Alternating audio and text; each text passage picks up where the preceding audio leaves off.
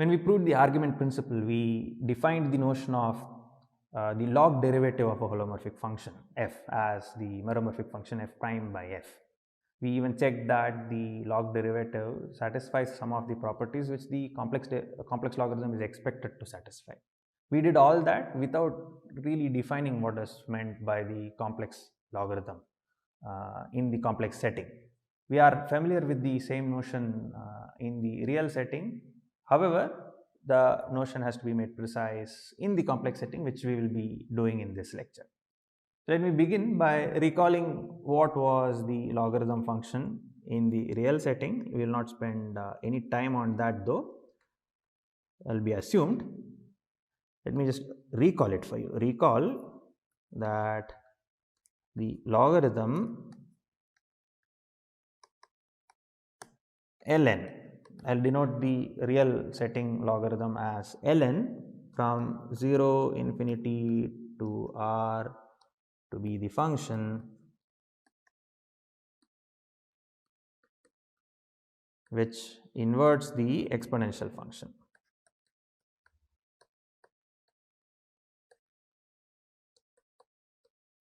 Exponential function on r. If we try to define the complex logarithm analogously, we are going to hit a roadblock immediately, because the first observation would be that the exponential function, which is a map from c to c star, which is c minus 0, even though it's an entire function, it's not an injective function. So let me just note that for you. This definition cannot be generalized to define the complex logarithm.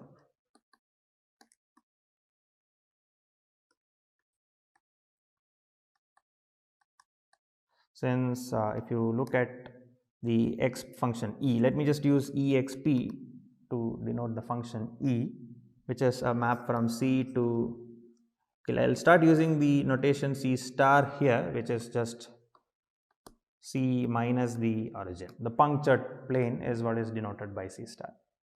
Because what will happen if we try to do it this way, the way we did it in R? If we try to define the complex logarithm just like how we did in the real setting, notice that e to the power z is the same as e to the power w if z is equal to w plus 2 pi I, in fact if and only if 2 pi I k for k in integers. For all the elements of the type w plus 2 pi I k, e to the power w plus 2 pi I k is just going to be equal to e to the power w. So, we do not certainly have injectivity in the complex plane. exp is not injective. So, we can in fact denote, let us denote by log of z, small l, log of z for z in c star. Remember that c star is nothing but c minus 0. So, if you take any non-zero complex number, it certainly has a preimage under w. We capture all those preimages. Let the set be, this is a set, log of z is a set w in c such that exp of w is equal to z. So, this is actually a set. We are not defining a function here. In fact, if at all we want to talk about log z right now, that's going to be multi-valued, which is not a function in the sense that we are using the word function. We could specialize a bit more by observing that if w is equal to say ln of mod z, ln here is the real logarithm plus I times theta for theta in the argument of z. So, remember and recall that arg z, arg of z with small a is actually a set. This is basically the set of all theta in R such that z is equal to mod z times e to the power I theta. This is precisely what arc z was.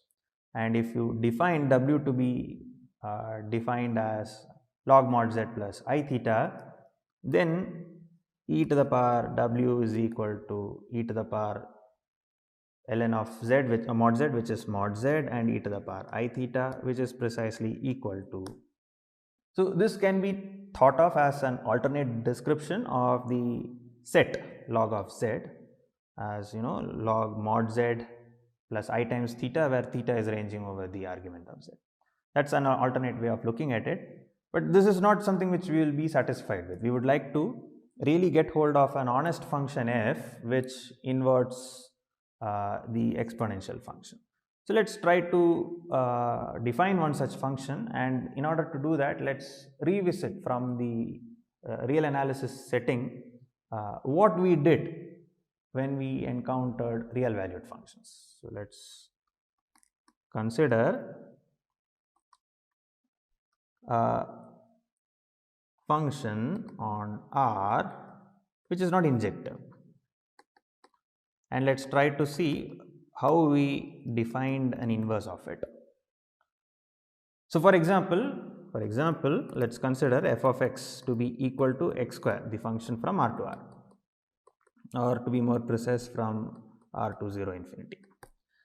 And we can talk about the square root of real number, positive real number, non-negative real number x, and we did work with the square root function quite freely. What did we do there? What did we exactly do to get hold of a square root function? Observe that given any point x in, let me now pick a real number which is positive, then there exists two real numbers, y and minus y, such that y square is equal to x. There exists two real numbers, right?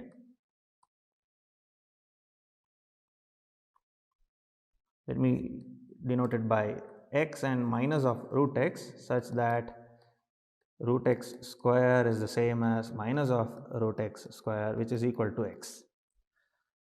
And the way we handled this problem was by picking one of these two square roots.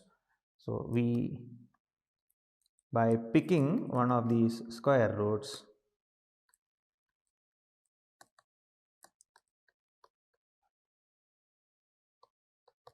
we worked freely with the square root function, but we didn't arbitrarily pick it. We demanded that the square root function which we picked had some regularity properties. For example, will the function that we get by picking a square root, will it be continuous or not? That is a question which we had to address. So before really talking about that, let me give a small definition. By a branch of the square root, we mean a function g from 0 infinity to r, such that g of x the whole square is equal to x. The question was, what is the regularity assumption that we can impose on g? Can we have g which is continuous, for example? That is the least that we can ask, isn't it? And we did manage to arrange for this by demanding that we pick always the positive square root. So if we define g of x to be equal to square root of x, where the square root of x is greater than 0, we managed to get a branch which is a continuous function. Then g is a continuous branch of the square root. We could define other branches as well. For example, if we pick the function g of x to be minus of square root of x, where square root of x is the positive square root. So in particular, we are picking g to be the negative square root. Even then, g is a continuous branch of the square root. We could pick branches of the square root which were not continuous as well, isn't it? For example, define g of x to be equal, it's defined to be, say, the positive square root for x less 0 less than or equal to x less than or equal to 10, and the negative square root for x greater than 10, let's say. This is also a branch of the square root function, because if you look at g of x the whole square, that's going to be equal to x. However, this is not going to be a continuous branch, because at the point 10 there is going to be a discontinuity. So our goal would be to do something similar with our logarithm. We would like to define by the branch of a logarithm something very similar to what we did for the square root function. So let me give the definition for you. Let omega be an open connected set. In this lecture, if I don't mention omega to be open connected, it's assumed. So all domains omega that we will be considering will be open connected. So let omega be an open connected subset of C minus 0 or C star. Maybe I should start using C star more frequently so that we get used to the terminology. C star is basically C minus 0, and let's pick some omega which is an open connected subset of C star. By a branch of the logarithm on omega, notice that the domain omega does play a big role. On omega, we mean a function f from omega to c such that x of f of z is equal to z for all z in omega. Basically, we are picking one point for each z. We are picking a point from log of z, the set log of z that we had defined earlier. For every z, we are picking some point in the log of z. For example, omega could be just the punctured plane. Let's see what happens when omega is the punctured plane. Let omega be equal to c minus 0. And suppose f is a branch of the logarithm on c minus 0, i.e. f is c from c star to c a function, be a function such that x of f of z be equal to z. In particular, f of z is going to be some element of the type log mod z plus e to the power I theta, where theta is in the set of all arguments of z. One such point is going to be picked, and the question now that we can ask is, what more regularity can we put on the function f? Being a course on complex analysis, our demand would be, can we arrange for this branch to be a holomorphic function? So the question that we will ask is the following: is it, suppose, can f be a holomorphic function? In other words, we are asking whether we can arrange for a branch of the logarithm to be a holomorphic function on the punctured plane c minus 0. Suppose it can be done if f were to be holomorphic. Let's see what will happen. By chain rule,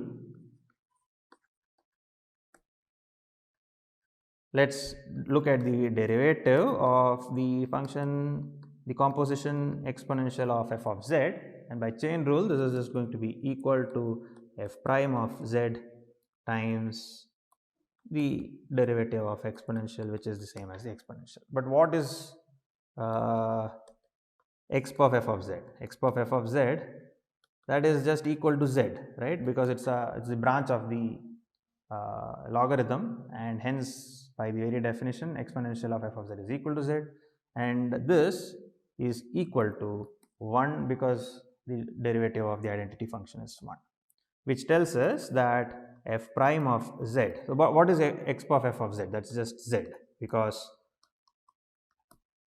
f is a branch of the logarithm precisely, and this tells us that f prime of z is equal to 1 by z, and therefore if we do have a holomorphic branch of the logarithm on c minus 0, what we managed to establish is that this function f is going to be the antiderivative of the function 1 by z defined on c minus 0.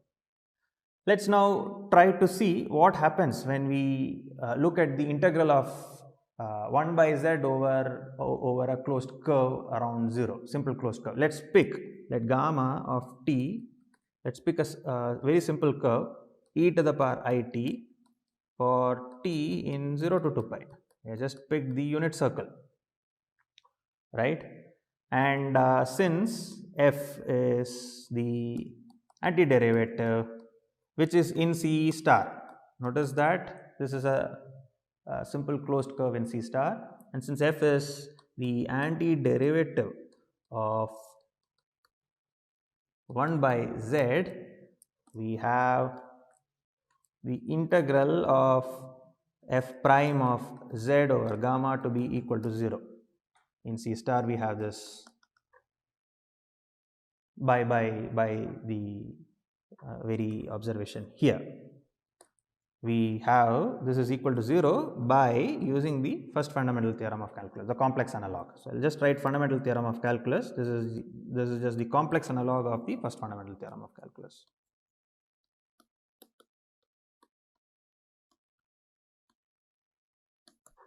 But what do we know about f prime? F prime we know explicitly to be equal to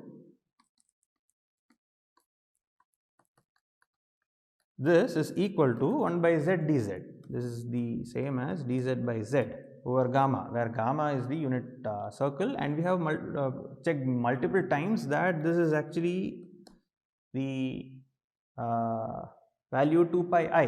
In fact, it's going to be 2 pi I times the winding number of gamma if gamma were some other curve around 0, winding number of gamma around 0. But anyway, we have picked the curve to be the extremely simple unit circle whose winding number is 1.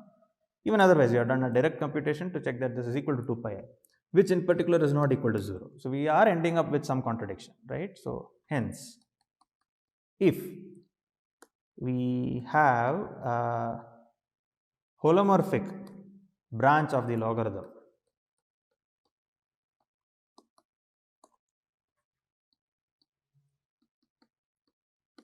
on C star, then we have a contradiction.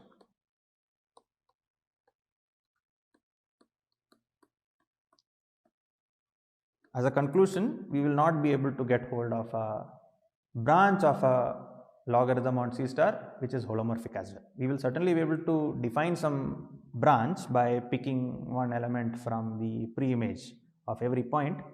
However, we cannot arrange for such a branch to be holomorphic.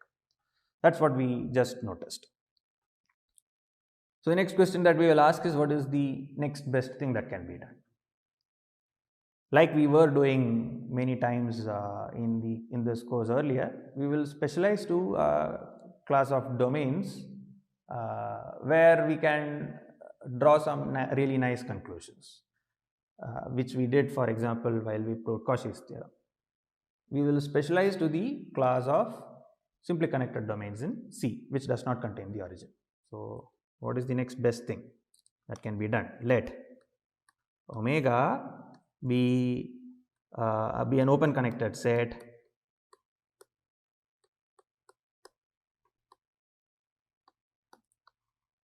of C star, C minus 0. Further, let omega be simply connected. Every closed curve is null homotopic. Now let's see whether we can say anything about the existence of a holomorphic branch. We will come to all that later, but before that, before we even talk about the exponential function or the complex logarithm, the branch of the complex logarithm which is holomorphic, let's focus just on omega and the function 1 by z. Consider f of z to be equal, consider the function 1 by z on omega. Notice that omega is a function which is defined on C minus 0. Sorry, omega is a simply connected domain which is contained in C minus 0, and in particular 1 by z is going to be holomorphic on omega. Consider the function 1 by z which is holomorphic on omega.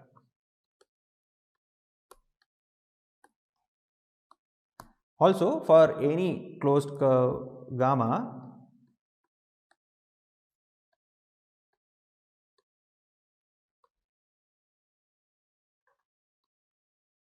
by Cauchy's theorem, closed curves in a simply connected domain are going to be null homotopic, and by Cauchy's theorem, since 1 by z is a holomorphic function, the integral of dz by z over gamma is equal to 0. In particular, the function 1 by z is conservative on the domain omega. Its integral over any closed curve is 0.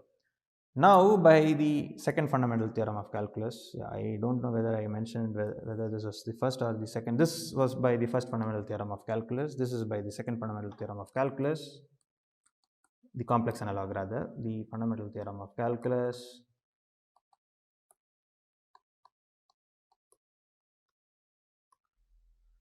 There x is a function g or maybe f, why to use other notations, f given from omega to c such that f prime of z is equal to 1 by z.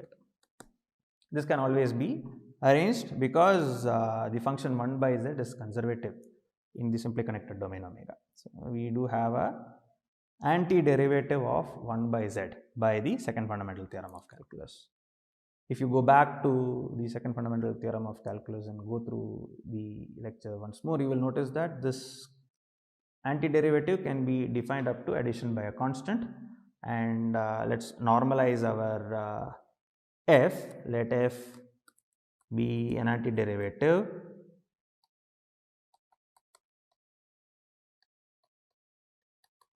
such that given z0 and w0 such that e to the power z0 is equal to w0, we have f of w0 is equal to z0 for some w0 in omega. So, not w0, some w0 in omega, I am right. So, let us normalize it by addition by the relevant constant. We can arrange for our f to satisfy this particular condition. Now, let us see whether we can draw any more conclusions about the function f. What is the function f doing right now? It's the antiderivative. It's an antiderivative of 1 by z, and we have arranged for f to map w0 to z0, where w0 is a pre-image of z0 under the exponential map. Now, if you look at the function exp of f of z, remember that f is holomorphic. Since f is holomorphic on omega and x is an entire function, again by chain rule, if you look at d by dz of exp of z, this is just going to be equal to f prime of z times exp of f of z. Since f is an antiderivative of the function 1 by z, this is just going to be equal to exp of f of z by z. So, we know that the derivative of exp of f of z is going to be equal to exp of f of z by z, and now by the quotient rule, if you look at the derivative of exp of f of z by z, this is just going to be equal to exp of f of z times the derivative of z, which is 1, minus exp of f of z times the derivative of exp of f of z, which is going to be equal to exp of f of z. So, this is going to be exp of f of z the whole by z square, which is equal to 0, because our domain is connected, which implies exp of f of z. Hence, this is true for all z in omega, right? And because of that, exp of f of z by z is a constant. Let us call it some c. But we had arranged for our f to be special, at for z equal to w0, we have exp of f of w0. This is going to be equal to exp of z0, which is equal to w0. I hope I have not mixed things up. Maybe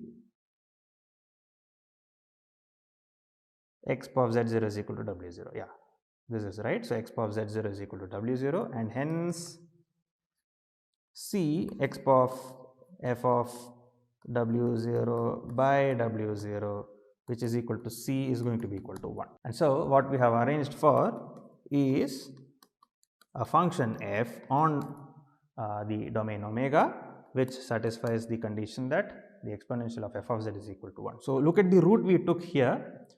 What we did was that we started off with a simply connected domain in C star, and then we tried to get hold of an antiderivative of the function 1 by z, which was possible by Cauchy's theorem, and the fact that omega is simply connected. Because omega is a simply connected domain away from the origin, the function 1 by z was holomorphic on omega, and we could get hold of one such function f. And this function f satisfied the property that the exponential of f of z is indeed equal to 1, and hence f is a branch of the logarithm on omega. So given a simply connected domain omega, we can arrange for a function f whose which is a branch of the logarithm, namely a function f which satisfies the condition that e to the power f of z is equal to 1. Let's now look at a few examples. Let's look at omega to be the set of all complex numbers with the negative real axis removed, minus the set of all x in R such that x is less than or equal to 0. So if I had to draw it on the complex plane, what is happening is the red region is being removed. This line is being removed. Region is not being removed, only a arc which originates at the origin along with the origin, the negative real axis, that is being removed.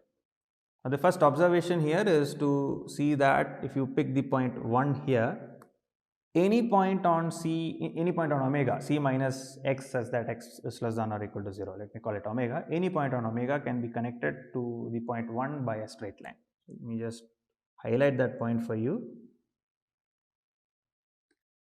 Any point on omega can be connected to 1 by a straight line in omega. That's the key part. Such a domain is called a star-shaped domain. So in particular, if gamma be a simple closed curve, no need for simple. If gamma be a closed curve in omega, then h of s comma t, which is given by 1 minus s times gamma of t plus s times the point 1.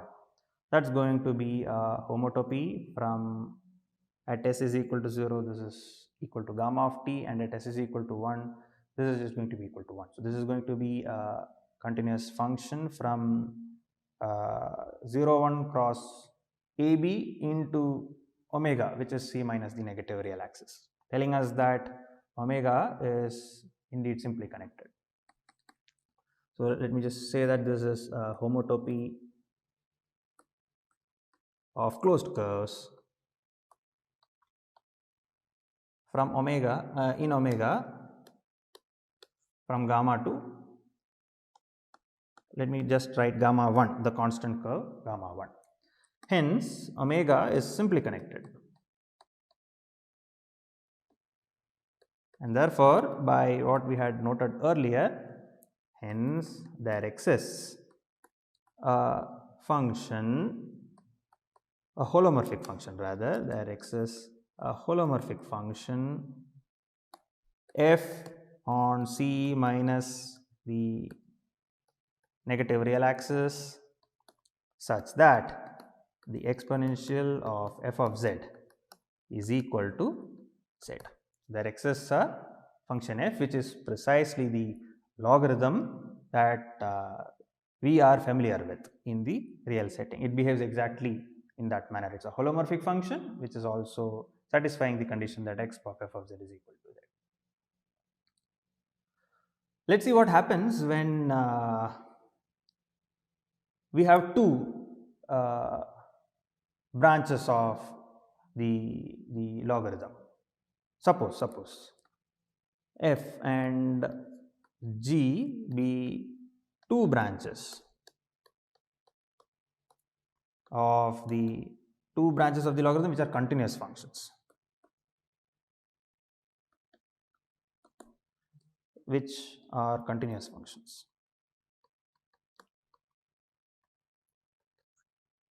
The question that can be asked is, can we get hold of some relationship between f and g?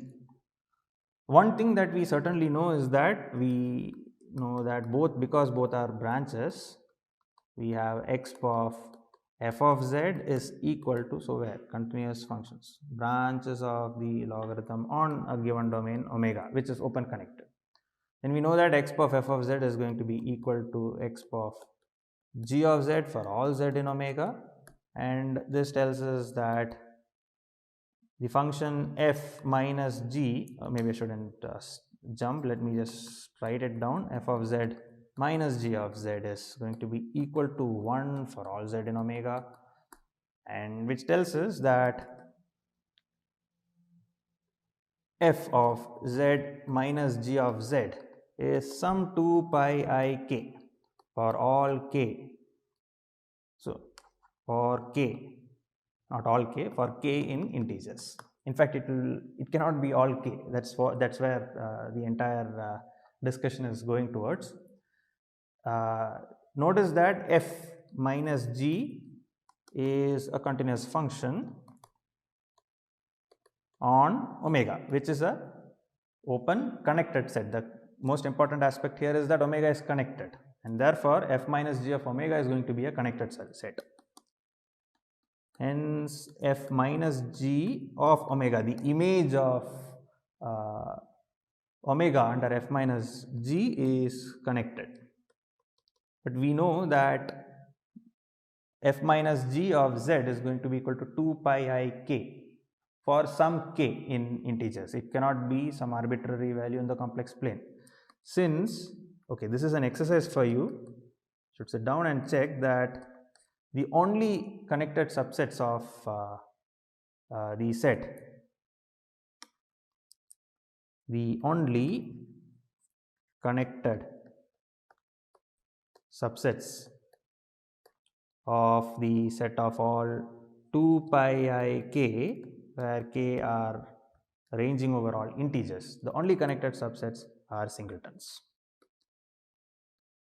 This is a very basic topology problem which you should sit down and think about. Notice that they are discrete, there are integers involved, and think about what will be the distance of 2 pi I k and 2 pi I l when l and k are not equal to each other. And then that way we will be able to get hold of a separation for any set which contains more than one element. So once you establish this exercise, what do we have? F minus g of omega, which should be a connected subset of this set. In particular, we have f minus g of omega is equal to 2 pi I k0 for some fixed k0 in z, i.e. f of z is equal to g of z plus 2 pi I k0 for some fixed k.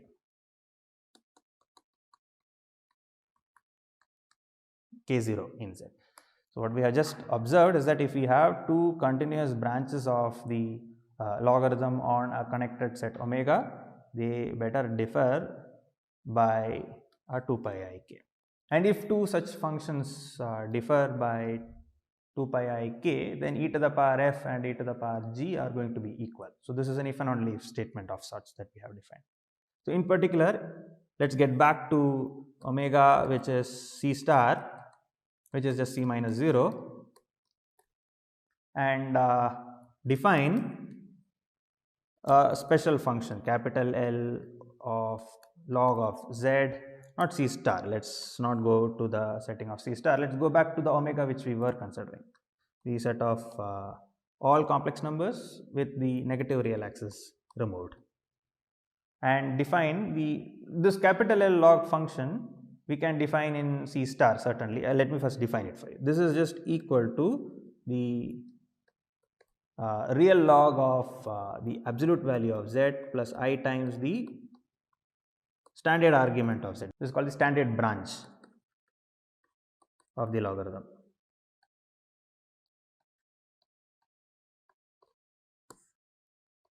This is defined as, what was capital R? Let me recall that for you. Recall that capital ARG of z was equal to, for z in C star, this was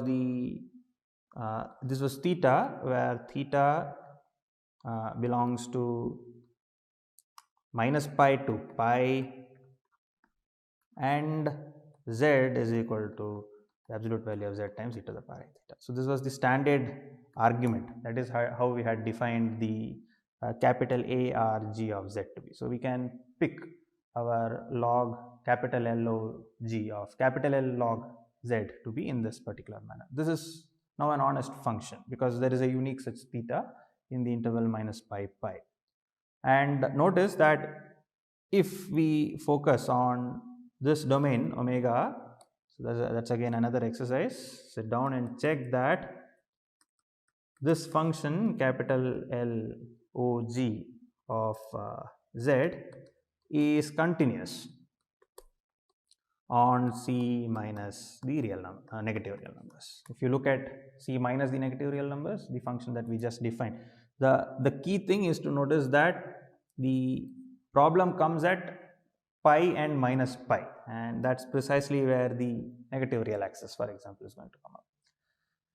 So away from such points, this is going to be a continuous function, and hence, one more thing is that if you look at the exponential of the log of z, what is this going to be equal to? This is going to be equal to mod z times e to the power I times the capital argument of z, which is just equal to z, and hence log z with a capital L is a branch of it's a continuous branch of the logarithm. Is a continuous branch.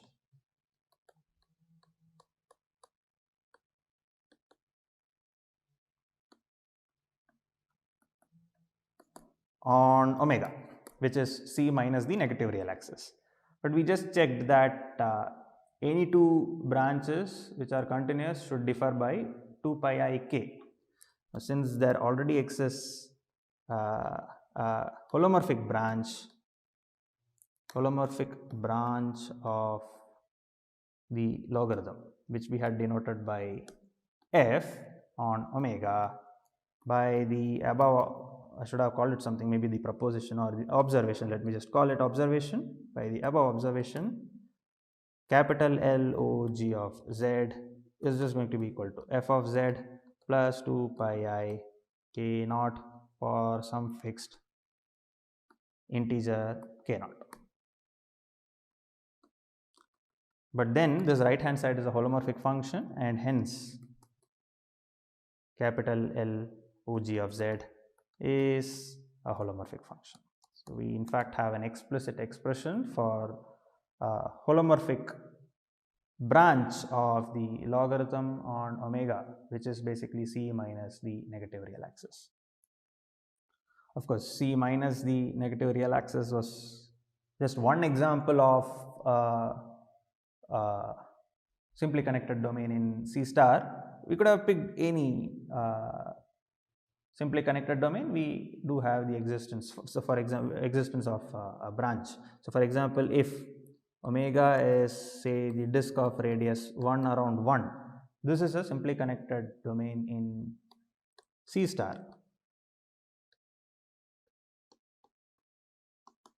And contained in C star, C minus 0. And therefore, we can talk about the logarithm, a branch of a logarithm which is continuous on D11. In fact, the log function which we defined here should certainly go through here as well, because when restricted to this function, it's a branch which is holomorphic. However, okay, so maybe I should give one more example. Let omega be equal to d minus 2 comma 1. This is the circle of radius 1 around say minus 2 here.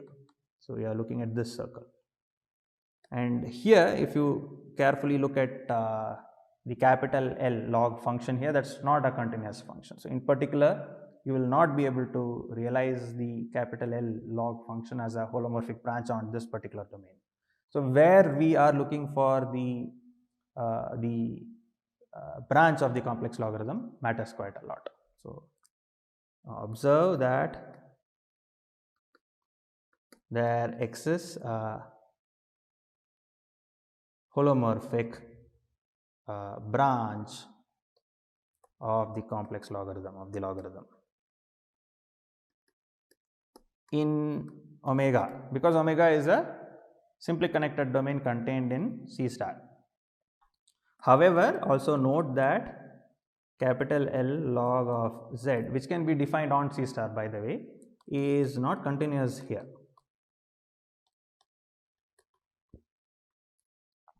If you look at the intersection of this disk with the negative real axis, on that line it's not going to be continuous. So in particular, this is not going to be a holomorphic branch, the capital L log function.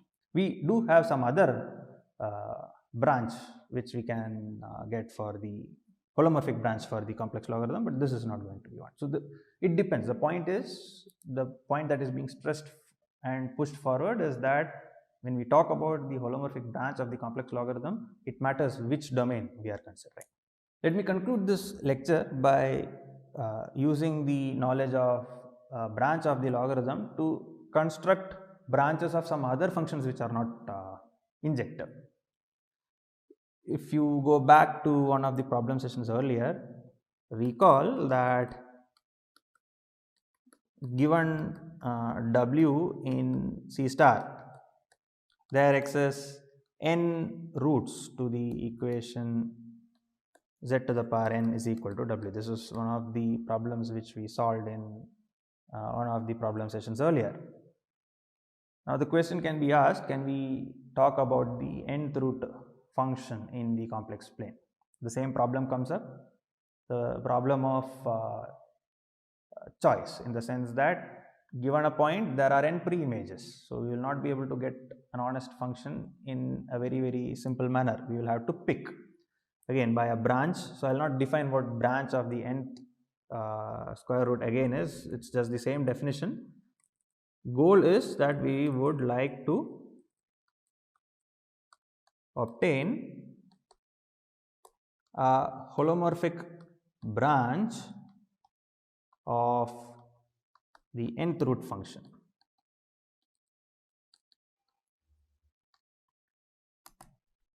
Just so that I am not being ambiguous with words here, i.e., does there exist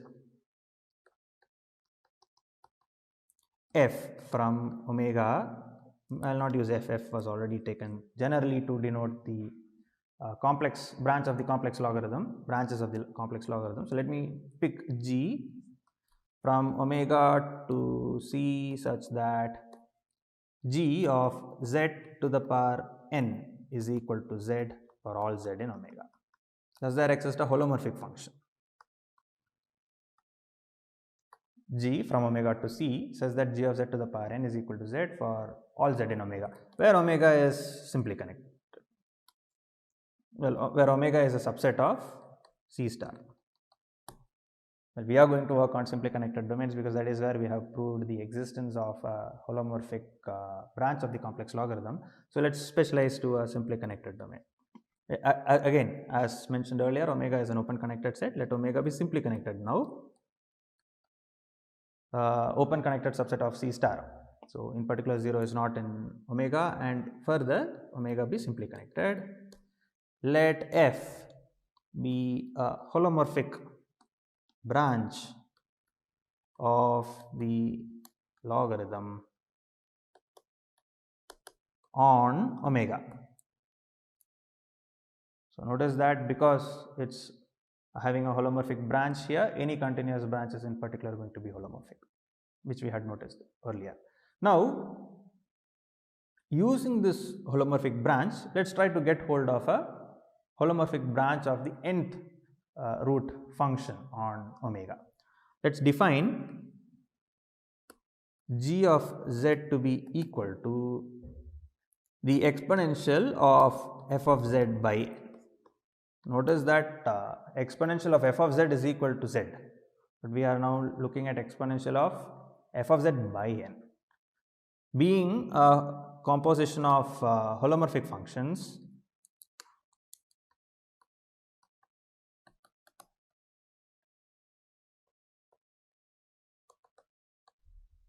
notice that f of z by n is a holomorphic function, exponential is an entire function. So exponential of f of z by n is going to be a holomorphic function. We have g is holomorphic on omega. Further, g of z to the power n, if you notice, this is going to be equal to the exponential of f of z by n, which is just e to the power f of z by n the whole to the power n, which is equal to the exponential of f of z, which is equal to z, and this is precisely what we were trying to get hold of. So hence, on simply connected domains, we have a holomorphic branch of the nth root function as well.